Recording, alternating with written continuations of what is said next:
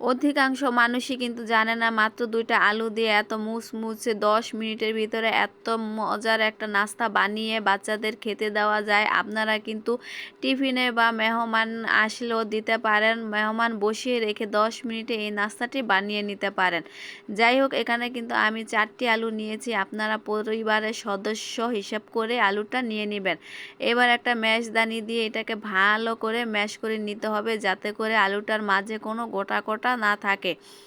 এরপরে দিয়ে দিলাম কিছুটা পেঁয়াজ কুচি, কাঁচামরিচ কুচি, দিয়ে দিলাম 1 চা চামচ শাহি মশলা, হাফ চামচ গরম মশলা, হাফ চামচ দিয়ে দিলাম শুকনা মরিচের গুঁড়া, দিয়ে দিলাম বেশ খানিকটা ধনিয়া পাতা। এবার হাত দিয়ে কিন্তু ভালো করে ম্যাশ করে নিতে হবে। অবশ্যই কিন্তু স্বাদ মতো লবণটা অ্যাড করবেন।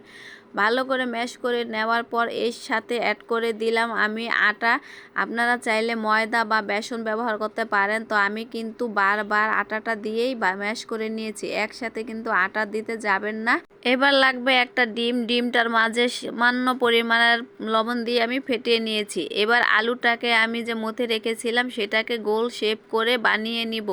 হাতে একটু তেল মেখে নিয়েছিলাম, গোল করে শেপ করে নিয়ে নিলাম। এবার মাঝে একটু এরকমভাবে ফাঁকা করে দিলাম দেখার সৌন্দর্যের জন্য। দেখেন কতটা লোভনীয় লাগছে এখনই।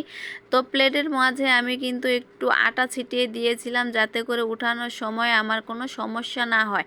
আমি আরও একটি বানিয়ে আপনাদেরকে দেখিয়ে দিলাম। এবার কিন্তু সবগুলো আমি একসাথে একইভাবে বানিয়ে নিলাম।